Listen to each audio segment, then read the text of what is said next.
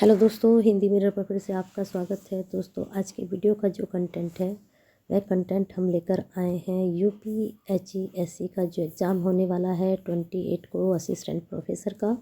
तो उससे संबंधित जो आपका फर्स्ट पेपर है उससे संबंधित आपके क्वेश्चंस हैं और सारे ही क्वेश्चंस बहुत ही महत्वपूर्ण होने वाले हैं। तो अंत तक वीडियो को ज़रूर देखें और लाइक एंड शेयर ज़रूर करें। चलिए देखते हैं पहला प्रश्न आपका क्या है। पहला प्रश्न आपका बन रहा है, सराय नाहर राय और महदाह संबंधित है विंध्य क्षेत्र की नवपाषाण संस्कृति से, विंध्य क्षेत्र की मध्य पाषाण संस्कृति से, गंगा घाटी की मध्य पाषाण संस्कृति से और आपका गंगा घाटी की नवपाषाण संस्कृति से। दोस्तों, इस वीडियो में आपको वही क्वेश्चंस मिलेंगे जो अभी तक 2 पेपर हो चुके हैं, जो 30 और 13 में हुआ था। तो उससे जो क्वेश्चंस हमें लगा कि ये क्वेश्चंस बन सकते हैं आपके एग्ज़ाम में, तो वही क्वेश्चंस आपके लेकर आ रहे हैं। चलिए इसे थोड़ा सी डिटेल देख लेते हैं इस प्रश्न की। जो आपका पहले आंसर देख लेते हैं। आंसर आपका इसका सी जा रहा है, गंगा घाटी की मध्य पाषाण संस्कृति से। तो जो सराय नाहर राय महदाह गंगा घाटी की मध्य पाषाण संस्कृति से संबंधित है, इसमें से सराय नाहर राय प्रतापगढ़ ज़िले में स्थित है। नोट कर सकते हैं आप, प्रतापगढ़ ज़िले में स्थित है और जिसकी खोज की थी केसी ओझा ने। केसी ओझा ने, इसको नोट कर लीजिए क्योंकि पूछा जा सकता है क्वेश्चन, केसी ओझा ने। और यहाँ एक समाधि है जिसमें साथ साथ जो है 4-4 मानवों को लिटाया गया है। और मदहा के बारे में देख लीजिए।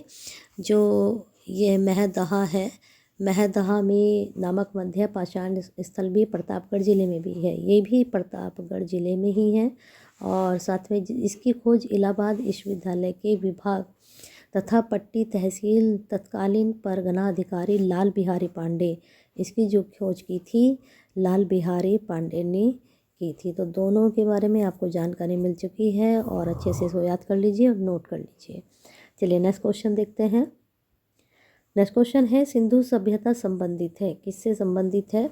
प्रागैतिहासिक युग से, आद्य ऐतिहासिक युग से, ऐतिहासिक युग से या फिर उत्तर ऐतिहासिक युग से। तो जो सिंधु सभ्यता है, इसका आंसर अगर आप सोच रहे हैं बी, आद्य ऐतिहासिक युग से, तो बिल्कुल सही है। ये प्रश्न मैंने कई बार करा भी चुकी हूँ, तो मुझे लगता है ये प्रश्न आपको अच्छे से याद भी हो गया होगा। और प्रश्न यहाँ से बन रहे हैं, देख लीजिए। इसका डिटेल साथ में दिखा देते हैं। इतिहास का विभाजन किस तरह से किया गया है? प्रागैतिक इतिहास, आद्य ऐतिहासिक इतिहास, ऐतिहासिक युग से उत्तर ऐतिहासिक युग, ये से ये बांटा गया है। लेकिन जो प्रागैतिहासिक युग है उसका तात्पर्य उस काल से है जिसका कोई लिखित साक्ष्य नहीं है। इस वाला जो युग है इसका कोई लिखित साक्ष्य नहीं है।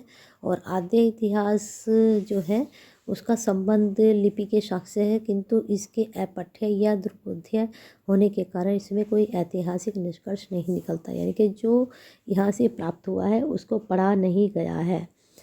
तो इसके निष्कर्ष भी हम जो है मानते हैं कि अप्राप्त हैं। और जहाँ से लिखित मिलने लगते हैं वह ऐतिहासिक युग है। ऐतिहासिक युग के जो है हमें लिखित साक्ष्य मिलते हैं।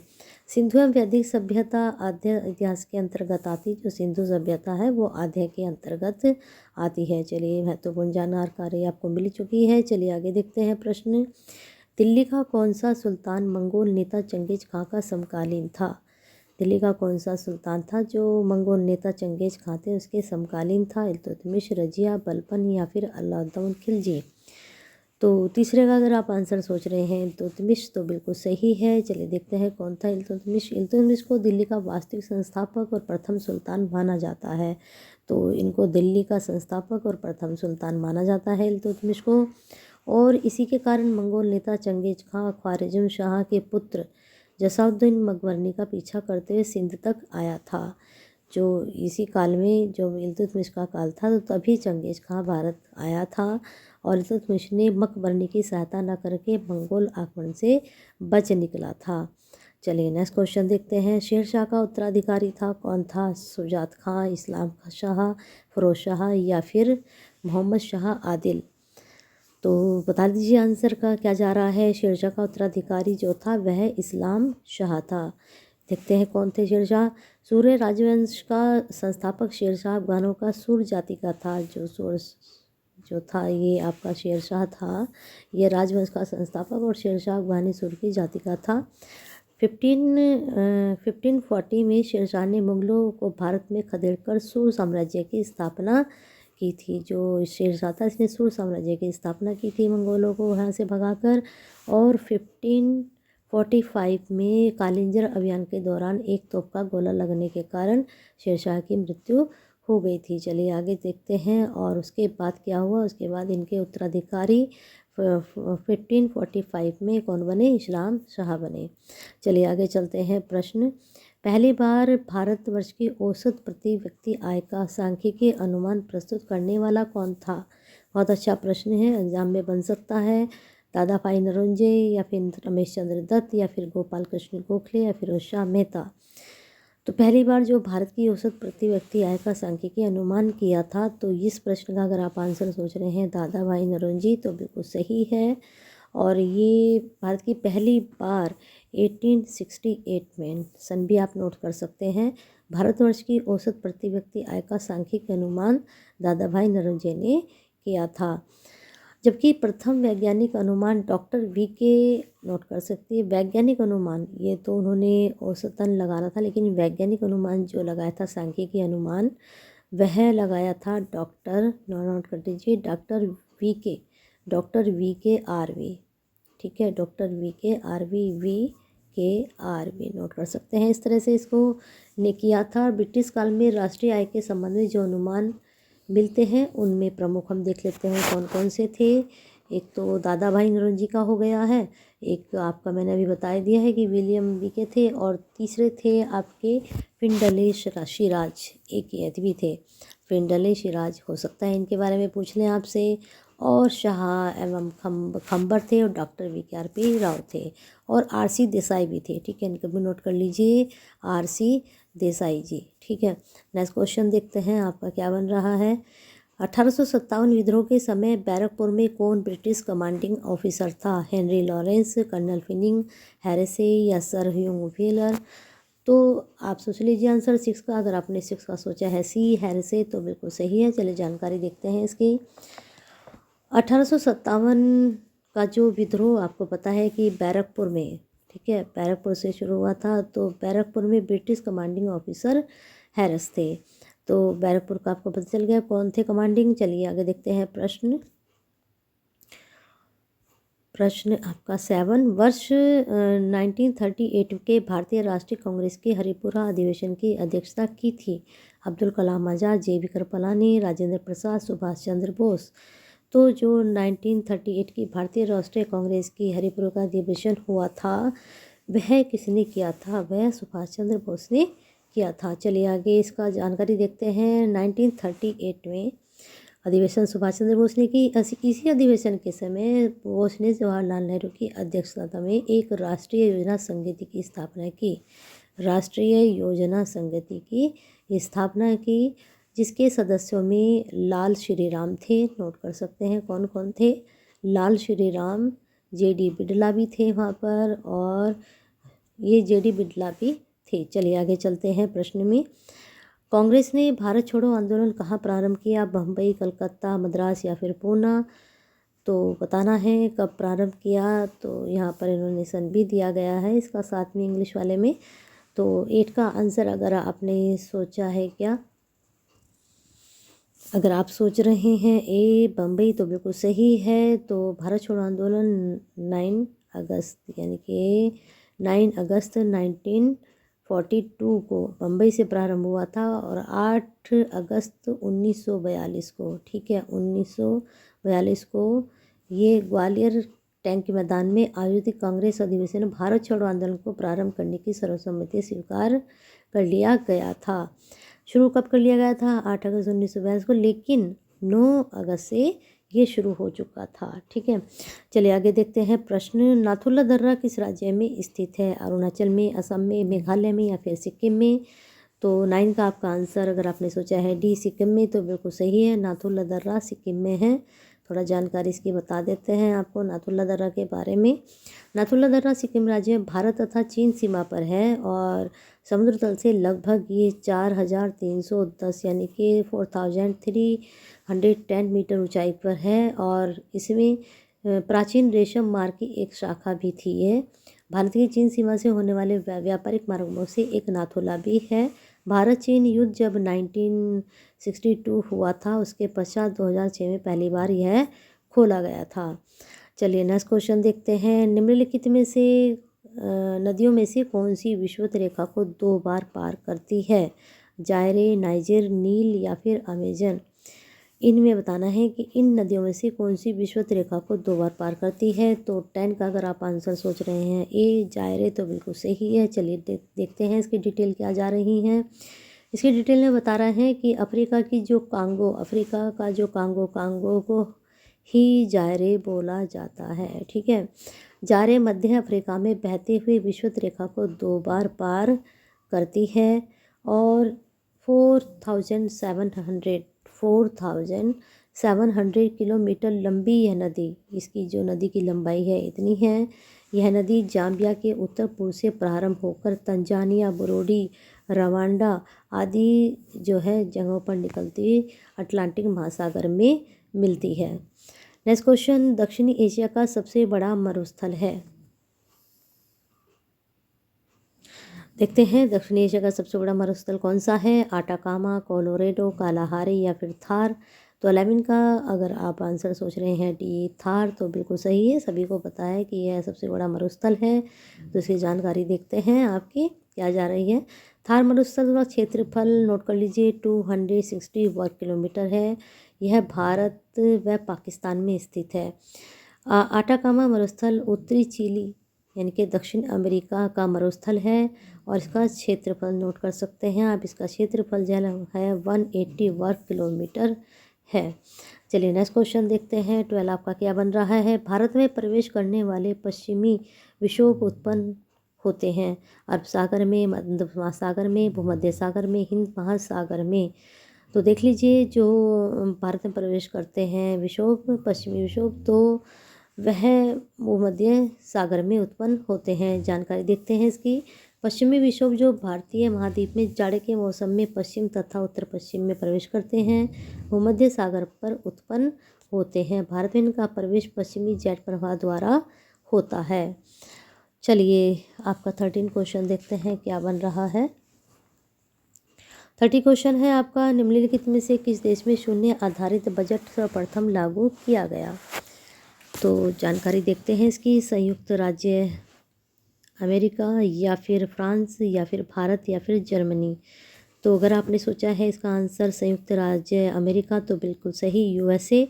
बजट की यह प्रक्रिया जिसमें किसी भी विभाग अथवा संगठन द्वारा प्रस्तावित व्यय के प्रत्येक मद पर पुनर्विचार करके प्रत्येक मद को बिल्कुल नूतन यानी कि नई मद शून्य मानते हुए उसका नए सिरे से मूल्यांकन करते हुए शून्य प्रणाली बजट कहलाता है। जो शून्य आपको बता दीजिए है शून्य बजट जो कौन सा कहलाता है। बजट की यह प्रणाली व्यय यानी कि जो खर्चा होता है उसको किए जाने वाले प्रत्येक मद के औचित्य पर बल देती है। जो खर्च होता है उसके मद पर प्रत्येक उस पर बल देती है।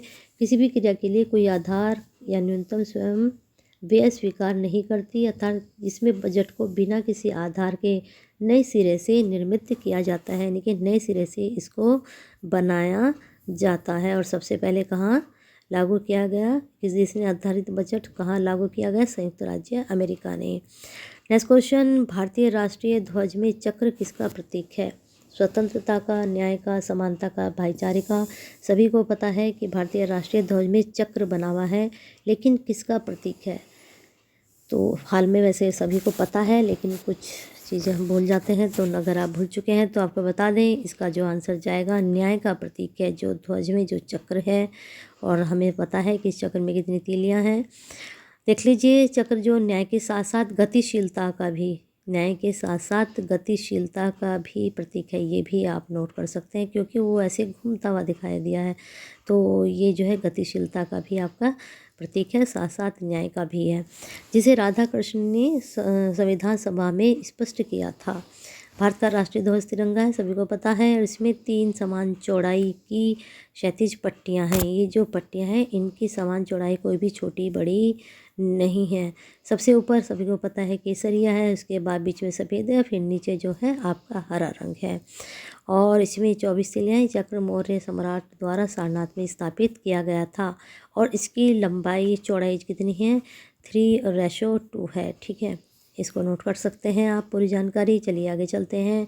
निम्नलिखित में से कौन सा युग्म सही सुमेलित नहीं है? धन विधेयक कहाँ है? अनुच्छेद 110। राज्यों में राष्ट्रपति शासन अनुच्छेद 356। न्यायिक पुनर्निरीक्षण अनुच्छेद 243 या समान नागरिकता संहिता अनुच्छेद 44। तो अगर आपने आंसर सोचा है इसका सी तो बिल्कुल सही है। इसका न्यायिक पुनर्निरीक्षण अनुच्छेद 243 जो है सही नहीं है। बाकी आपके सही सुमेलित हैं। ये भी आपका सही है, ये भी आपका सही है और ये भी सही है, इसको नोट कर लीजिए। चलिए नेक्स्ट क्वेश्चन पर चलते हैं। भारतीय संविधान द्वारा प्रदत्त मूल अधिकारों को निलंबित किया जा सकता है केवल, यानी कि कब? राष्ट्रीय आपात की घोषणा द्वारा, संसद द्वारा पारित अधिनियम द्वारा, संविधान में संशोधन द्वारा या फिर सर्वोच्च न्यायालय के न्यायिक विनिश्चय द्वारा। तो ये 4 ऑप्शन आपके सामने हैं। जल्दी से क्वेश्चन का आंसर सोच लीजिए, क्या सोच रहे हैं? अगर आपने सोचा है ए राष्ट्रीय आपात की घोषणा के द्वारा, राष्ट्रीय आपात की घोषणा द्वारा, तो जो भारतीय संविधान हमारा उपबंध है उसमें 360 तक आपातकाल से संबंधित उपबंध है। अनुच्छेद 350 के तहत आपातकाल की स्थिति में अनुच्छेद 19 द्वारा प्रदत्त 6 मूल अधिकार जो हैं निलंबित हो जाते हैं और 359 के अंदर मूल अधिकार निलंबित हो सकते हैं। ठीक है, चलिए आगे देखते हैं। प्रश्न आपका थोड़ा ये ब्लर है तो इसको नहीं देखेंगे, आगे का देखते हैं। भारत में मुद्रा एवं शाखा नियंत्रण, अगर आपको लगता है ये प्रश्न आप पढ़ सकते हैं तो इसका आंसर, ये आंसर मैं आपको बता देती हूँ। 17 का आपका जाएगा डी आंसर, आप अगर इसको पढ़ सकते हैं। चलिए आगे चलते हैं प्रश्न पर। भारत में मुद्रा एवं शाखा नियंत्रण किया जाता है सेंट्रल बैंक ऑफ इंडिया द्वारा, industrial development bank of India द्वारा, भारतीय रिजर्व बैंक द्वारा, भारतीय स्टेट बैंक द्वारा। तो भारत में जो मुद्रा व शाखा का नियंत्रण किया जाता है, इसका आंसर अगर आपने सोचा है भारतीय रिजर्व बैंक के द्वारा तो बिल्कुल सही है। चलिए थोड़ा डिटेल चेक करते हैं इसकी। डिटेल में क्या है? रिजर्व बैंक भारत में मुद्रा व शाखा का नियंत्रण करता है। इसके नियंत्रण के 2 तरीके हैं। तरीके क्या क्या हैं देख लीजिए। पहला है परिमाणात्मक और दूसरा है गुणात्मक। ठीक है, पहला है परिमाणात्मक और दूसरा है गुणात्मक। परिमाणात्मक के तहत बैंक दर, खुले बाजार की क्रिया, रेपो दर, रिवर्स रेपो दर, नकद कोष अनुपात तथा वैधिक तरलता अनुपात है। ठीक है, और जो आपका गुणात्मक है उसके अंतर्गत जो है न्यूनतम सीमा है, नैतिक दबाव है और साख मापदंड है। नेक्स्ट क्वेश्चन पर हम चलते हैं। आपके 19, निम्नलिखित में से कौन भारत के शेयर बाजार के कार्य को नियंत्रित करता है? बहुत अच्छा प्रश्न है, बन सकता है एग्जाम में। फेमा, सेबी या फिर MRTP अधिनियम या उपरोक्त में से कोई नहीं। तो इस तरह का तो आंसर मोस्टली ही बनता है। तो अगर आप इसका आंसर सोच रहे हैं बी सेबी तो बिल्कुल सही है। शेयर बाजार का कार्य को नियंत्रित सेबी करता है। थोड़ा जानकारी देख लेते हैं सेबी के बारे में। इसकी स्थापना जो हुई है वह जो है 12 अप्रैल, नोट कर लीजिए, 12 अप्रैल 1992 यानी कि 1992 में हुई थी। और इसका मुख्यालय जो है मुंबई में है। नोट कर लीजिए, इसको नोट कर लीजिए, बहुत अच्छी जानकारी है इसके बारे में। आगे है 1 मार्च 2017, यानी कि 1 मार्च 2017 जो अभी गया है, जो वरिष्ठ IAS अधिकारी अजय त्यागी सेबी के अध्यक्ष नियुक्त किए गए थे, है ना। चलिए आपका 29 क्वेश्चन हम देखते हैं। अखिल भारतीय फुटबॉल महासंघ ने वर्ष 2020 के लिए किन 2 खिलाड़ियों को सर्वश्रेष्ठ फुटबॉलर के रूप में चयन किया?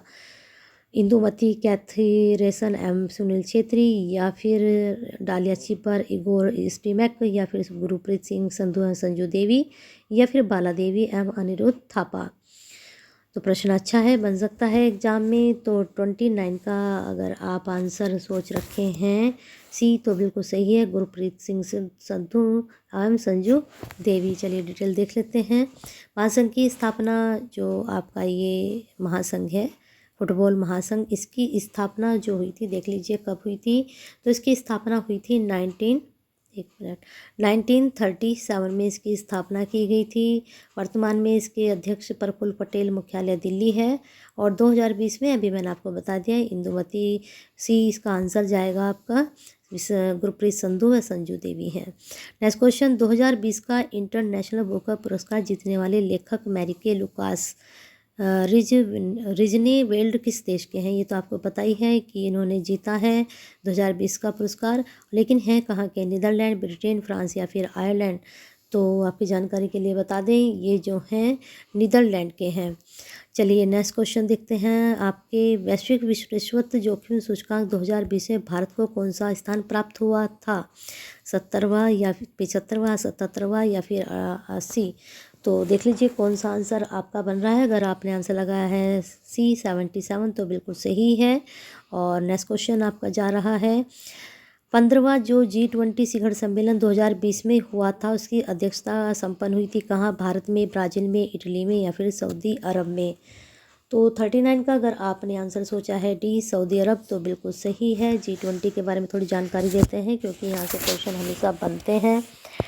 इसकी ये तो आपको पता चली गया कि सऊदी अरब में ही हुआ था। और इसके जो किंग थे सलमान अब्दुल्ला अल सऊद की अध्यक्षता में यह 21-22 नवंबर को वीडियो कॉन्फ्रेंसिंग के माध्यम से हुआ था। डेट भी नोट कर लीजिए, 21-22 नवंबर को हुआ था 2020 में। और इस सम्मेलन की जो थीम थी सभी के लिए, थीम नोट कर लीजिए, इसकी थीम थी सभी के लिए 21वीं सदी के अवसरों का एहसास। पूरा नोट कर लीजिए, सभी के लिए 21वीं सदी के अवसरों का एहसास। लेकिन वर्ष 2021 भी देख लीजिए, वर्ष 2021 में इटली, ठीक है, इटली में। और आपका 2022 का भी नोट कर लीजिए, इंडोनेशिया में और इंडिया में। और 2024 में ब्राज़ील की अध्यक्षता में, 2024 का होगा ब्राज़ील में। तो ये बहुत ही महत्वपूर्ण आपको जानकारी मिली है और यहाँ से प्रश्न 100% हर कंपटीशन एग्ज़ाम में बनता है, तो अच्छे से इसको पढ़ लीजिए। इस तरह से आपके क्वेश्चंस कंप्लीट होते हैं। और क्वेश्चंस आपको पसंद आए हैं तो लाइक तो बनता ही है, करिए ज़रूर। और सब्सक्राइब तो खैर करते ही हैं आप, शेयर ज़रूर कीजिए और कमेंट भी ज़रूर कीजिए, ठीक है। लाइक भी ठोकिए, साथ में आपको शेयर करना है। जो आप जैसे ही 28 को एग्ज़ाम देने जा रहे हैं उन तक ये वीडियो पहुँचे। और साथ में कमेंट भी ज़रूर करें कि आपको ये प्रश्न पसंद आ रहे हैं। और सब्सक्राइब नहीं किया है तो कर लीजिए, बेल आइकन हिट नहीं किया तो कर दीजिए, क्योंकि आपको 2-3 वीडियो अभी और मिलने वाली हैं आपके प्रैक्टिस सेट की तरह ही। तो बने रहिए हिंदी मिरर के साथ और अपना साथ और प्यार ऐसे ही बनाकर रखिए।